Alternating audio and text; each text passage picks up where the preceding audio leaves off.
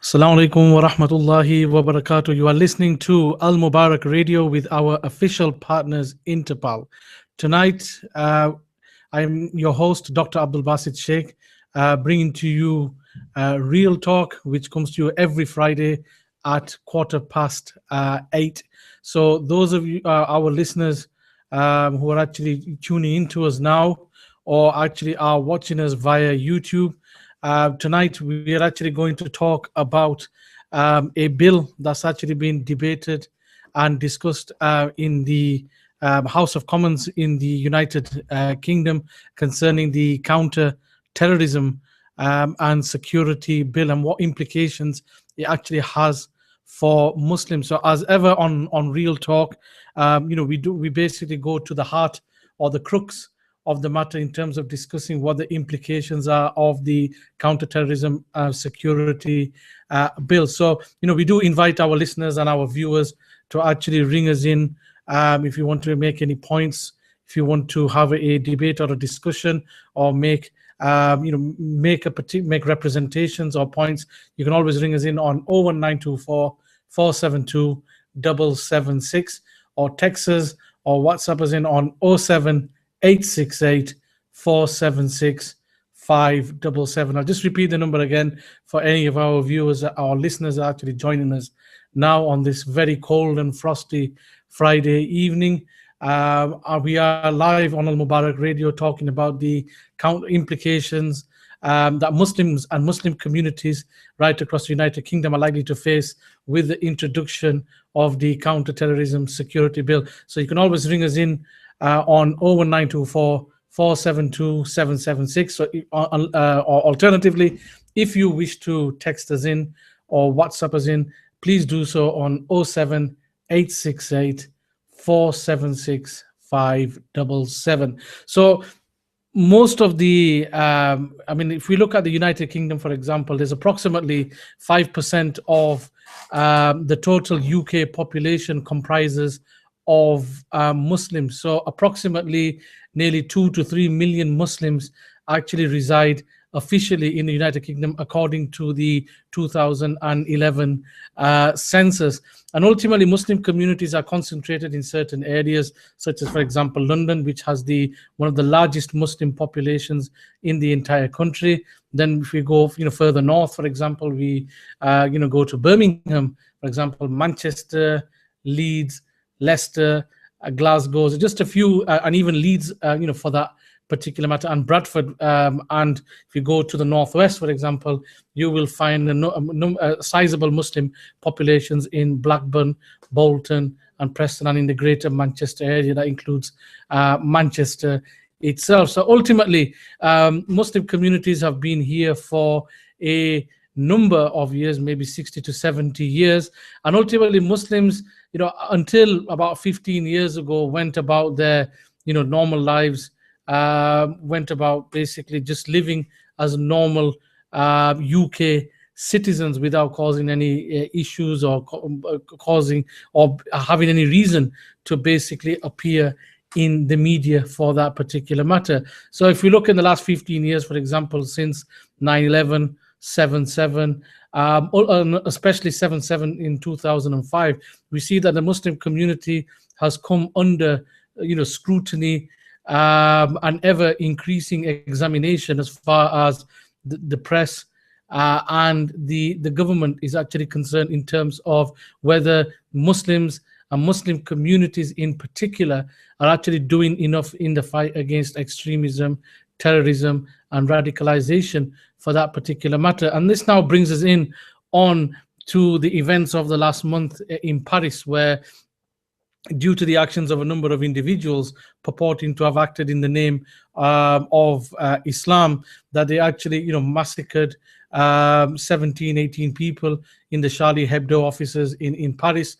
And then another individual actually went into a Jewish supermarket and actually killed a number of people and employees who were, present at that particular time. So since the aftermath of the terrorist attacks in Paris, which we condemn in its fullest form, that ultimately Islam is not equated to terrorism. Islam does not advocate or actually promote extremist or terrorist ideology. But ultimately, because the perpetrators of these particular attacks in Paris a number of weeks ago happened to be Muslim, thus again, unfortunately, put Muslims and Muslim communities under the spotlight in terms of whether Muslims are actually doing enough.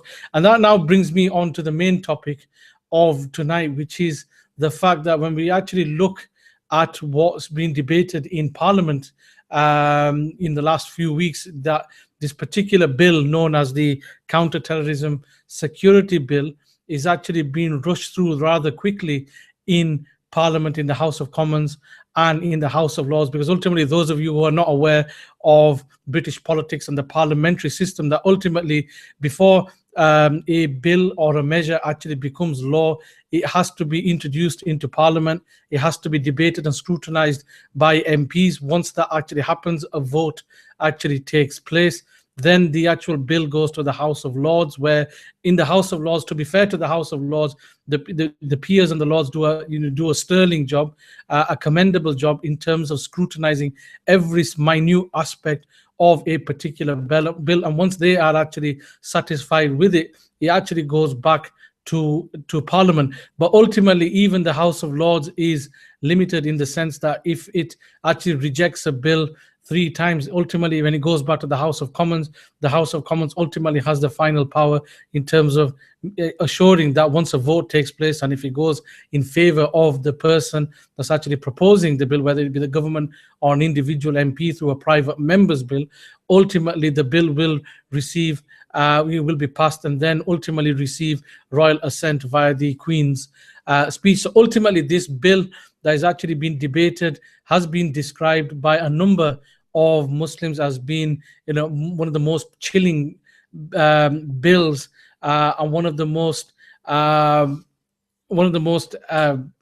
complicated pieces of legislation that's been introduced. And the reason why I use the word chilling, that's actually been that's how the bill has been described by a number of Muslims and Muslim organizations, is because of its the likelihood of its effect on the Muslim communities once the bill actually becomes law. So some of you may be aware, may have received messages or emails about signing a particular petition regarding raising an objection against certain measures within the counter-terrorism security bill. But what we've got to remember is that ultimately this bill will actually disproportionately target Muslim communities and Muslims more than any other culture or any other faith for that particular matter.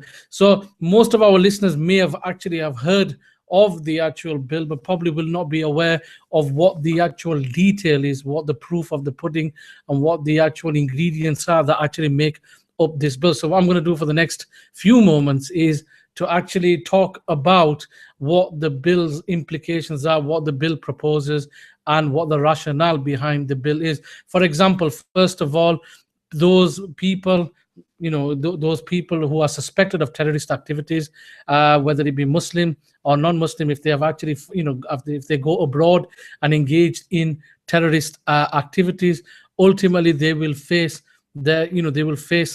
having their passports actually being revoked and potentially in the process being rendered stateless. So for example, if a person actually went to Syria or Iraq, they will find on return, they will have their passport confiscated, or their passport will be cancelled while they're away. So even if they try to come back in the United Kingdom, they will be rendered stateless. So that basically they will find themselves in no man's land, as to speak. There's also talk of people actually being banned from the UK for a minimum of 2 years, and only once that the authorities are satisfied that a person has actually been de-radicalized or no longer shows any tendencies towards extremism and terrorism, after a period of rehabilitation or de-radicalization, in the light of this particular bill, will find that they will be then readmitted back into society for that particular matter.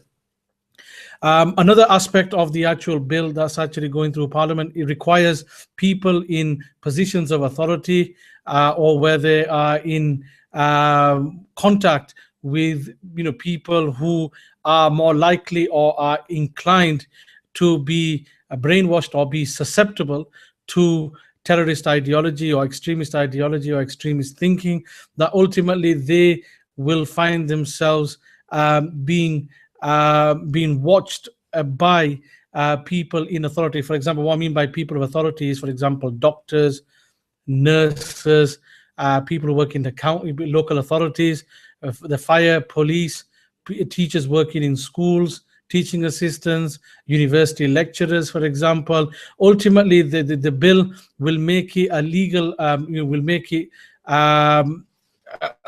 basically make it a statutory obligatory act that each person involved in those particular professions will be required to actually report any suspected terrorist actions or views that are basically inclined towards terrorism, extremism, and regarded as being radical and extreme. However, in recent weeks, a number of lords have actually raised objections, raised concerns in terms of whether this particular bill is fair, in the sense that potentially many of the peers who used to be university chancellors have basically said that this bill is quite draconian, in the sense that it potentially creates the risk of actually breaking trust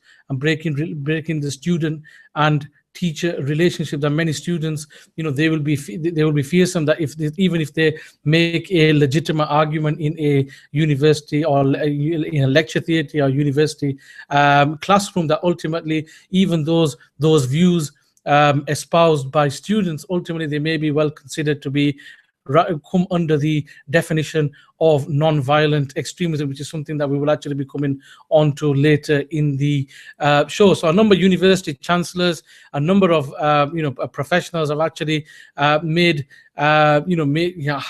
cast doubts or made reservations in terms of the fact that there is a big risk that the relationship between the student and the teacher could be greatly undermined, to the extent where students in a university, which is normally an arena where where people are free to express their views without being prosecuted, that ultimately many students will refrain from engaging in critical thinking, critical awareness, and ultimately will refuse to actually express their views in any debate or discussion that takes place on university campuses. So ultimately, reservations have been made through by many university chancellors that are now lords, who are peers sitting in the House of Lords. Another measure that the Counter-Terrorism Security Bill ultimately involves is the basically putting people under control orders, or what are known as TPIMs, which are basically people actually being bound to their home. They have to wear a tag, for example. They have to be under curfew, that they can't basically go out of the house between say, for example, 10 o'clock at night and 7 o'clock in the morning. That ultimately the introduction of TPIMs is going to be extended, whereby certain people who have been, say, for example, prosecuted successfully through the courts, or people who are suspected of actually engaging in terrorist activity or having particular views that are inclined towards terrorism, extremism, and radicalization, that ultimately they will find themselves under these particular orders that are basically issued by the actual courts. So ultimately, these are just some of the measures that have actually been, that have actually part of the bill that's actually being debated. I mean, a number of MPs have welcomed this particular bill in light of the Paris attacks. I mean, it's quite understandable to see why some MPs would actually support this bill.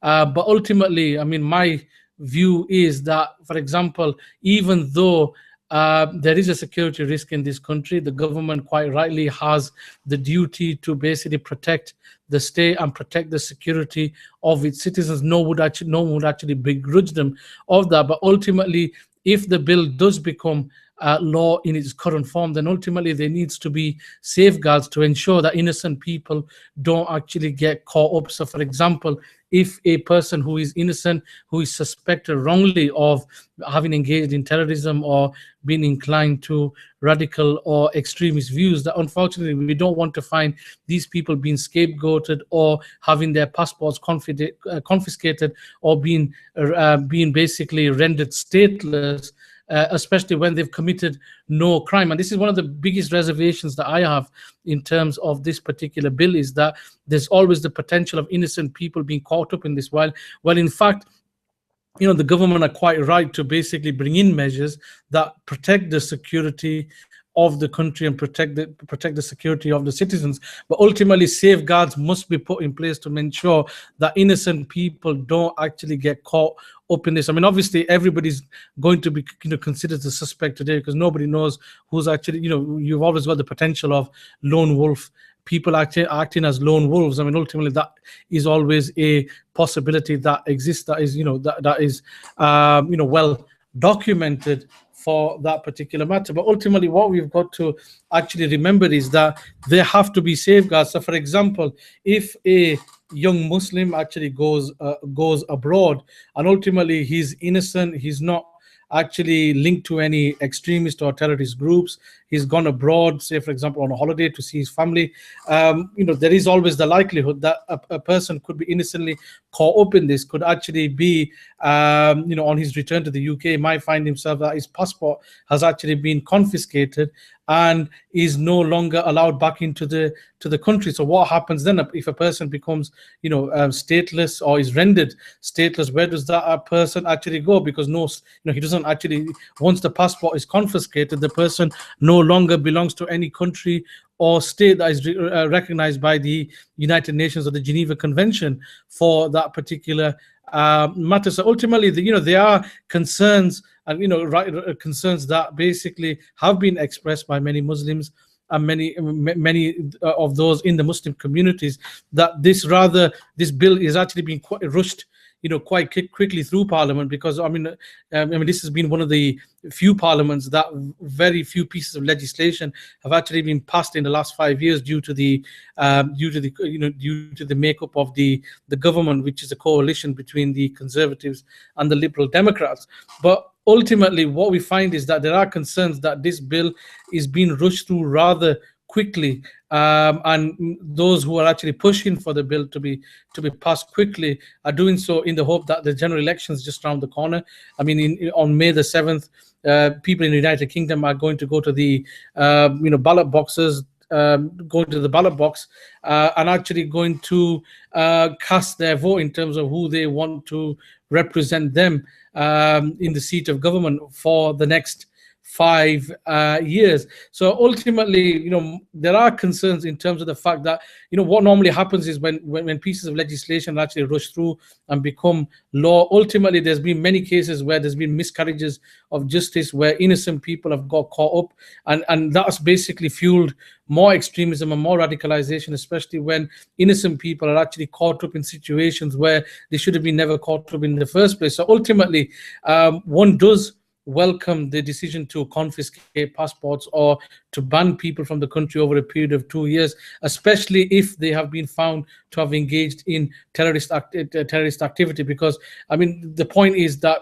people in this country should not actually be going out to actually fight for on behalf of foreign groups. Ultimately, you're putting yourself at risk, you're putting your family at risk, and you're putting others at risk by actually going out to Iraq and Syria, which are very, which are very hostile and dangerous environments for that particular matter. So ultimately, there is responsibility on lawmakers, policymakers, to ensure that if the bill does become law, that ultimately there have to be safeguards, there have to be caveats within the law that actually protects innocent people or ensures that innocent people are actually not caught up in this. Because as far as I'm concerned, I'm a believer in the principle that one is innocent until they're proven guilty, shouldn't be guilty until proven innocent. So ultimately, the premise is that one is presumed innocent until they are proven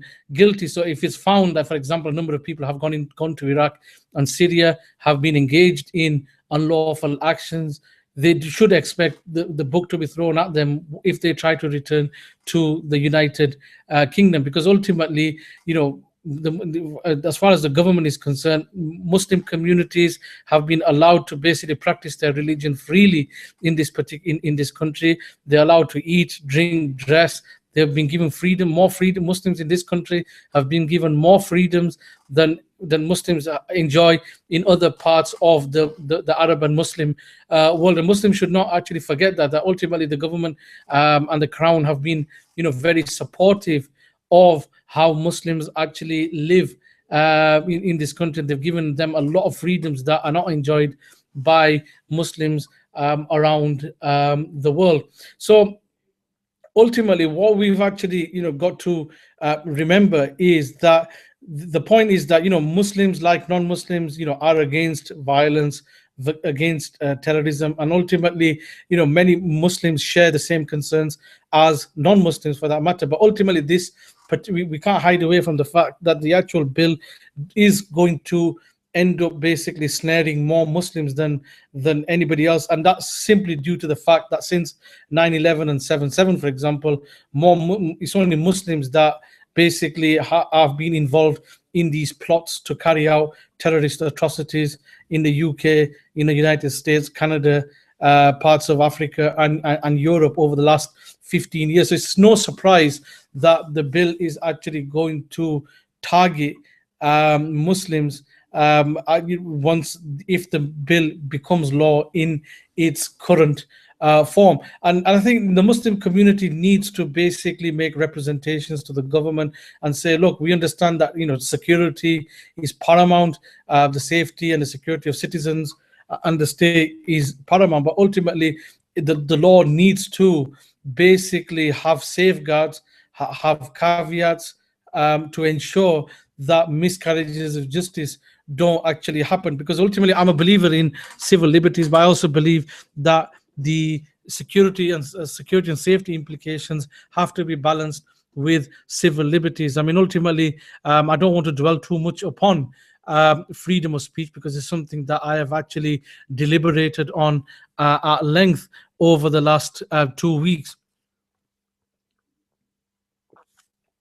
So ultimately, I don't want to, to take up too much time in terms of this debate over freedom of speech. But ultimately, what we've actually got to remember is that in order for any democracy to be fully functioning, ultimately civil liberties have to be balanced against the safety and security of the state. Because ultimately, none of us want to be, paranoid or live in fear when the next bomb is going to go off or when the next atrocity is going to be carried out. I mean, I wouldn't want to live in a state where I'm always looking over my shoulder, or I'm always looking out to see is something going to happen tomorrow. Nobody in the United Kingdom or nobody in the civilized free world ultimately wants to live in a situation where ultimately you're looking over your shoulder. Everybody wants to, everybody lives busy lives. Nobody wants disruption in their lives. So I think the government ultimately have the interests of its citizens at heart in terms of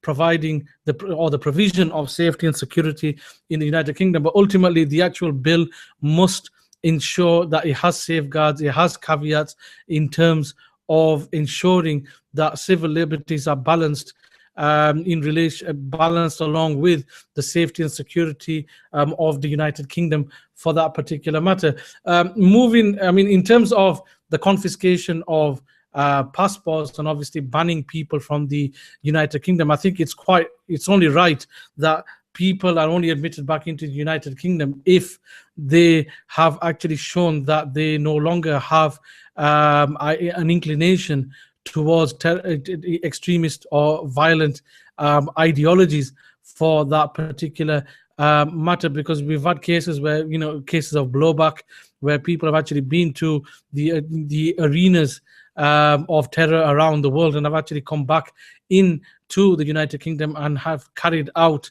atrocities and attacks on people in this country. So ultimately, if people are to come back into this country, first of all, they shouldn't be going out to Iraq and Syria in the first place.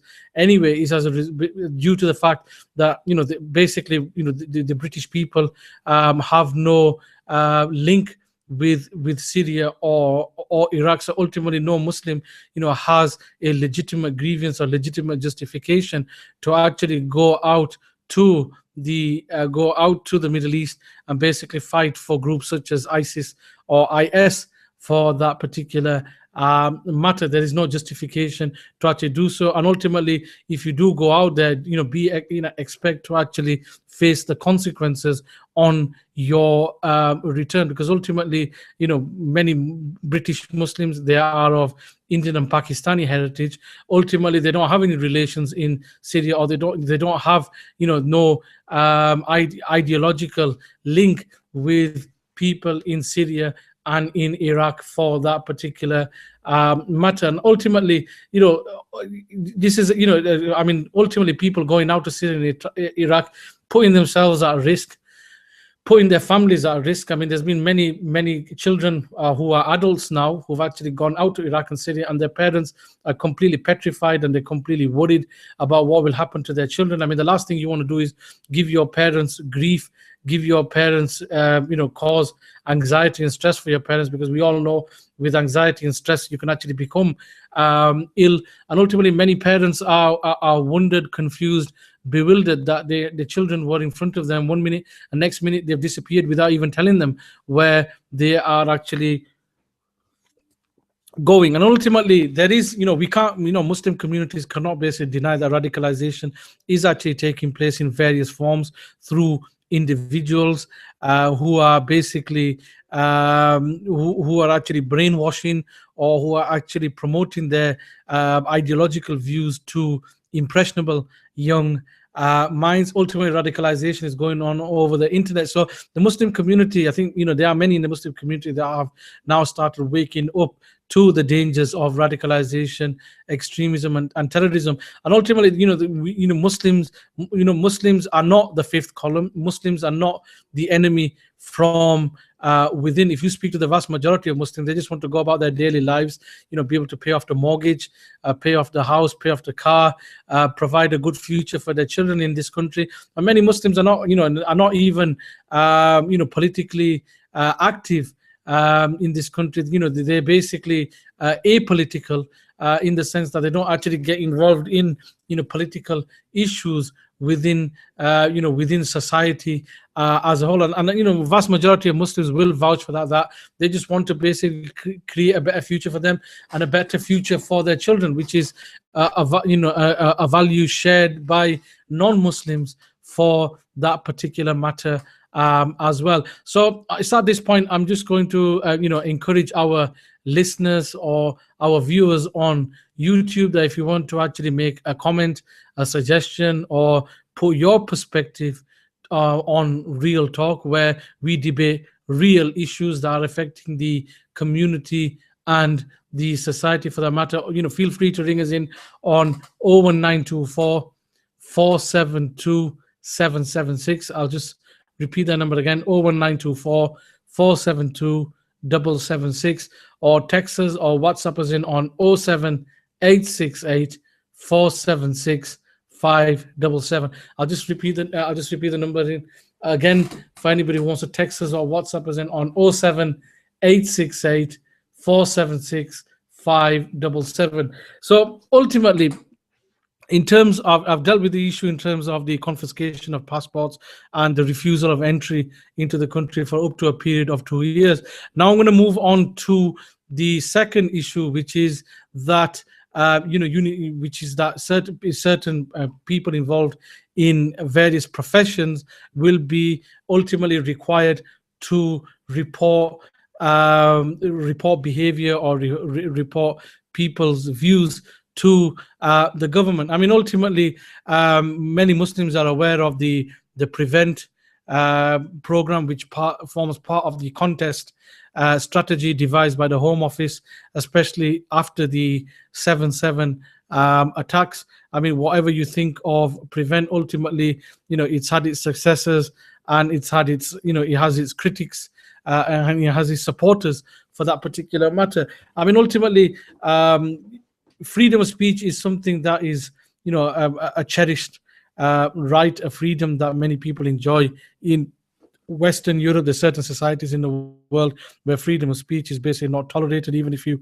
criticize the king or the monarch or the head of state, you can be imprisoned in various countries around the world, or you can be charged and taken to court and then fined or imprisoned for insulting the head of state, or even a ruler, a king or a queen, for that particular matter. But what I'm going to come on to now is freedom of speech. I mean, ultimately, institutions such as schools and universities, you're going to have that the brightest minds are always going to be the most creative minds, in the sense that they're always going to think outside the box. I mean, the last thing that we should be doing in the United Kingdom is basically stifling debate or stifling freedom of expression. That ultimately, when people are young, ultimately they do possess radical views. I mean, most of us can identify with that.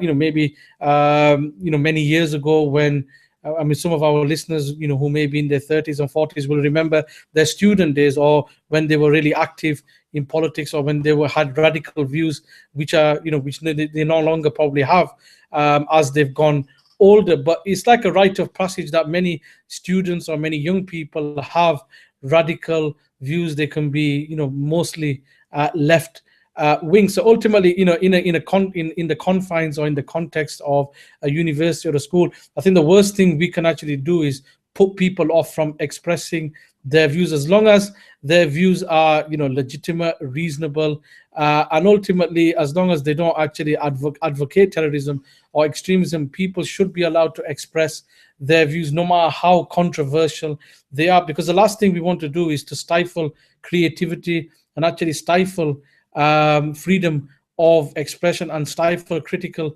ability. Because in this country, we need the best and the creative and critical minds to ensure that society actually flourishes and functions the way it should. And if we basically, for example, through the introduction of this particular measure that's part of the bill, many students going to university or school will basically, will be very, very reluctant to actually express themselves the way they would want to, in fear of actually being reported by their lecturers or by their teachers to the authorities, because we're all aware of the channel scheme, where certain individuals are actually, who are suspected of showing radicalist or extremist tendencies, that they're actually put on a program which is known as channel, where they actually undergo de-radicalization to actually basically they go through a process where, where they may have been brainwashed, or where they may have actually been exposed to non-conventional thoughts, ideas, or expressions, that through this process of de-radicalization, that these tendencies are actually removed from the psyche of a particular individual. So ultimately, again, the checks and balances are very important, in my view, in terms of ensuring that freedom of speech is not stifled. People are not actually, students are not put off from actually expressing their grievances and their views. I mean, because, I mean, obviously, if Muslims are being demonized by the press, you are going to have a typical student who may say, well, much of the many of the wars, many of the conflicts that are going on in the Middle East, some students may say, well, it's British foreign policy that is one of the contributory causes of these conflicts around the world. If a student basically makes that remark in a classroom, there is a possibility that the teacher or the lecturer may report the individual. The next minute, that the individual may be put on a program of de-radicalization, where the person and the family are then questioned to see, why, what are the factors that led to this person actually expressing their views. So I think we shouldn't get confused between genuine, legitimate freedom of expression with those people who are actually espousing out and out extremist or radical tendencies for that particular matter, because we don't want to basically criminalize young generation, and we don't want these young people actually growing up to be adults always fearing in terms of what they say. Will they be arrested? Will they be picked up by the police for that particular matter? And obviously, with freedom of speech, ultimately comes responsibility. That when anybody is when anybody's actually making a public statement or giving a public talk, they have a responsibility to actually use their language carefully and express views in a non-extreme or non-radical non-radical from a non-radical view, because ultimately today, most people are more under the microscope, are being scrutinized more than ever due to the advent of social media and due to the advent of a 24-hour, 7 days a week media circus that actually exists in this particular country. So it's very important that we actually have checks and balances in terms of the fact that we don't stifle creative thinking, critical analysis, or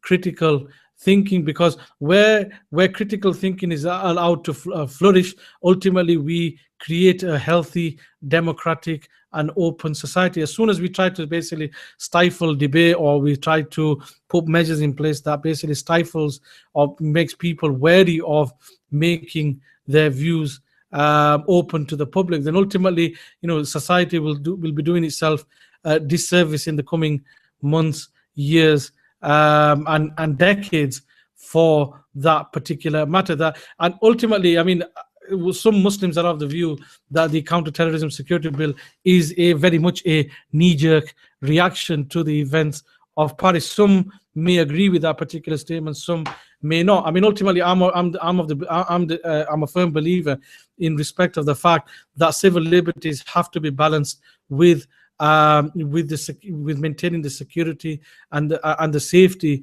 of citizens in this country, because the last thing we want is people getting through the net, planting an explosive or committing an act that basically ends up killing and injuring people. So ultimately, we don't want to be in that situation. None of us actually want to be in that situation, irrespective of whether we are Muslim or non-Muslim, because it's any of us, when we go to the shopping center or when we are actually in public places, if certain individuals are not dealt with, then ultimately there's always going to be a risk that it only needs one person or one lone wolf to actually carry on an attack.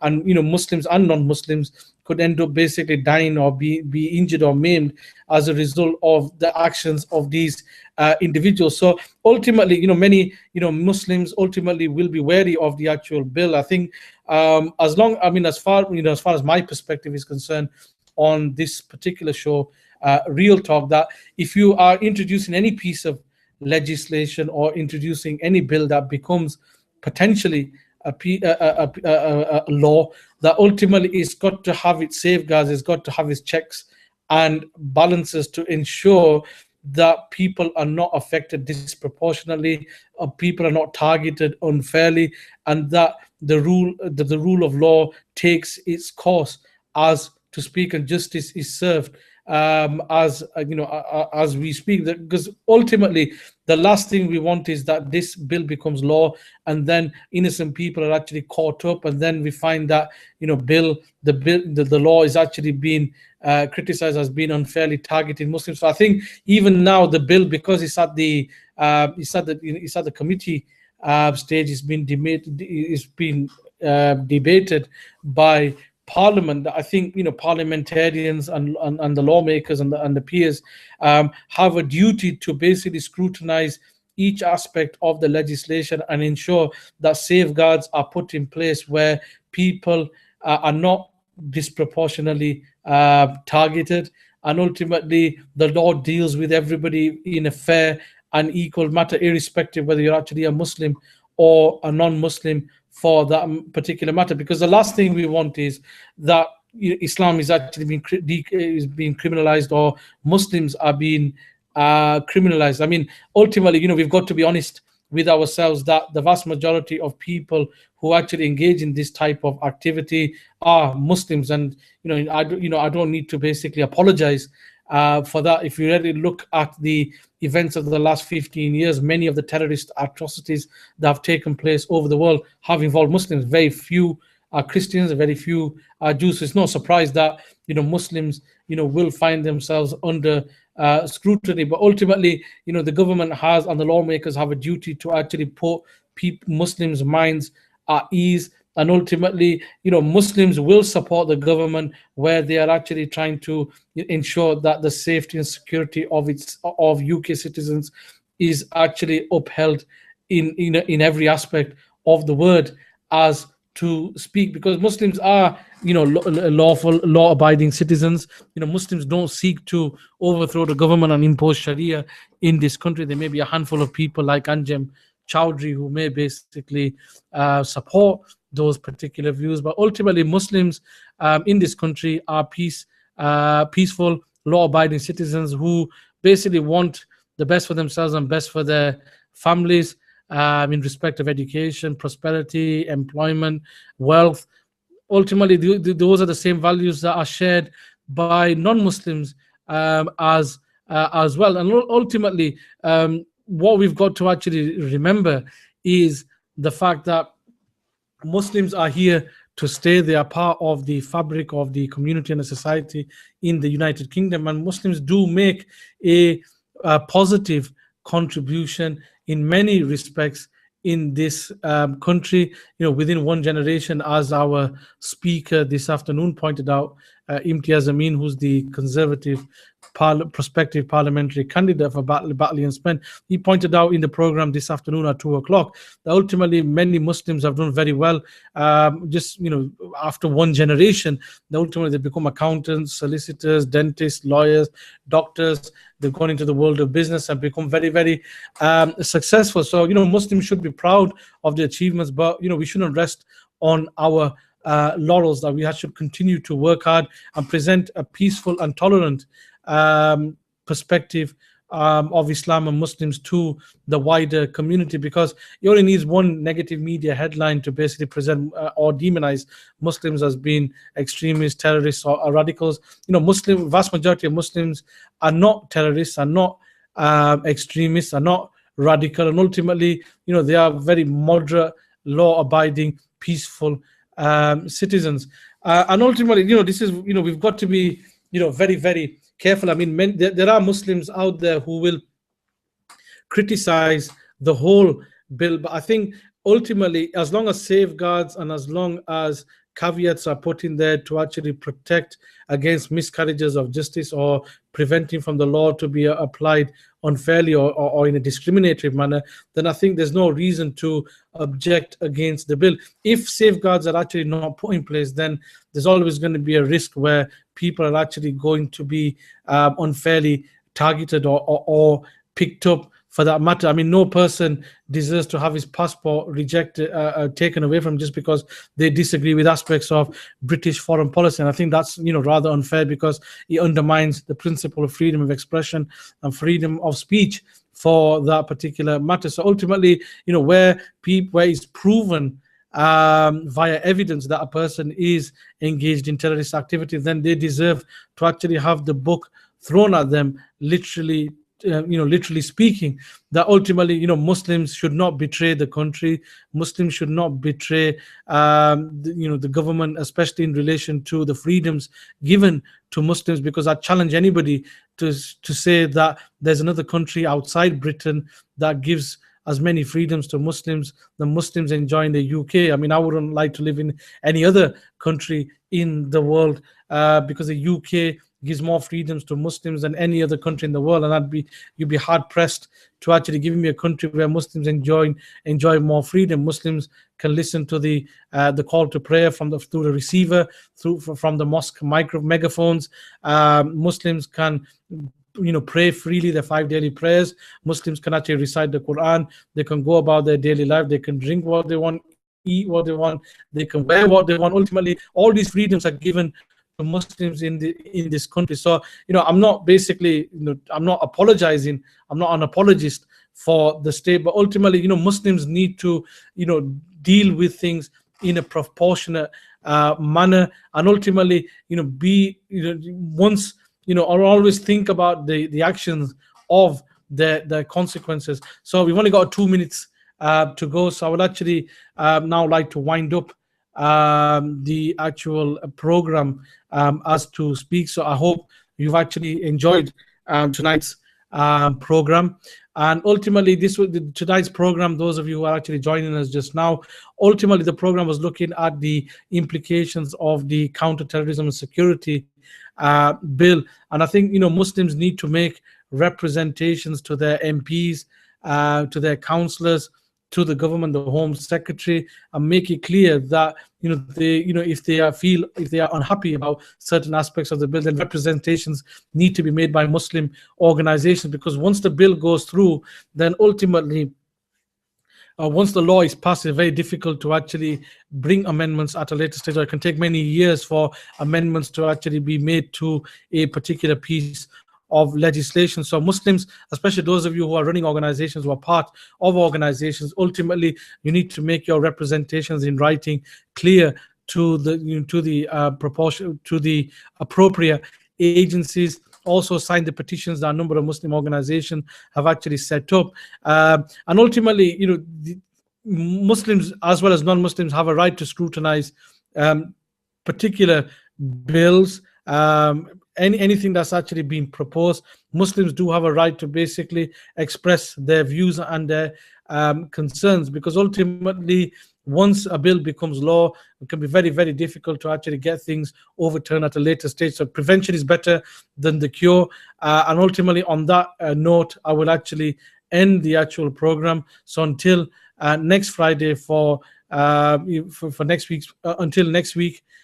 Next Friday, please stay tuned and join us next Friday for the next edition of Real Talk. And I would like to basically end on that note by wishing a productive and happy week to all our listeners and our viewers. And until next week, fi amanillah.